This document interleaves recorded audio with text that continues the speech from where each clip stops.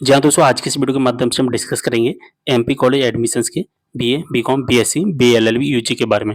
अगर दोस्तों आप इन कोर्सेज में एडमिशन लेना चाहते हैं और आप सभी को पता है ये सभी जो कोर्सेज होते हैं 12वीं क्लास के आधार पर होते हैं। अगर दोस्तों आपकी 12वीं क्लास में सप्लीमेंट्री आई है या आप 12वीं क्लास में फेल हो गए हैं, तो फिर कॉलेज में एडमिशन कैसे होगा? बीए, बीकॉम, बीएससी, बीएलएलबी या यूजी का कोई कोर्स अगर आपको करना है जो 12वीं क्लास के बेसिक पर होता है, तो वो कैसे होगा मैं आपको वीडियो के माध्यम से बताने वाला हूँ। तो वीडियो को शेयर कर देना सभी के साथ।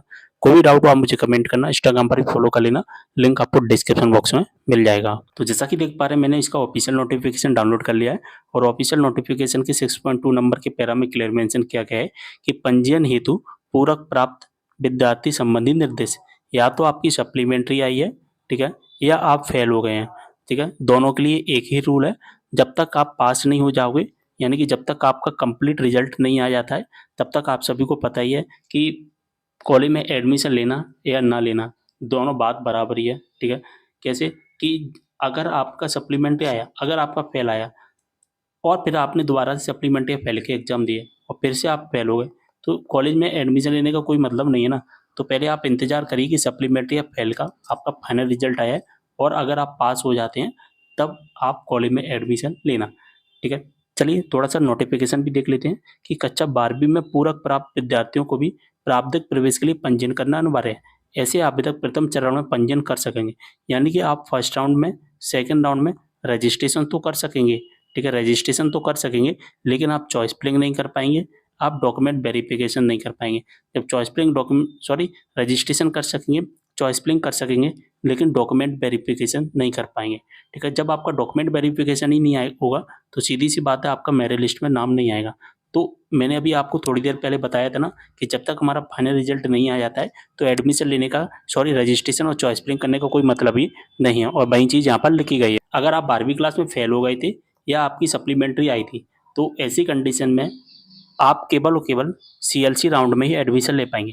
एक फर्स्ट राउंड होगा, इसके बाद सेकंड राउंड होगा, इसके बाद सीएलसी राउंड आता है। सीएलसी राउंड जो कि सबसे लास्ट में होगा और लगभग जुलाई के महीने में हमारा सीएलसी राउंड होगा। तो आप सभी को पता चल गया होगा और जुलाई तक तो आपका रिजल्ट आ ही जाएगा ज़्यादातर, क्योंकि हमारे 12वीं क्लास के पेपर हैं वो लास्ट जून तक कंप्लीट हो जाएंगे और 10 से 15 जुलाई के बीच में हमारा रिजल्ट आ जाएगा।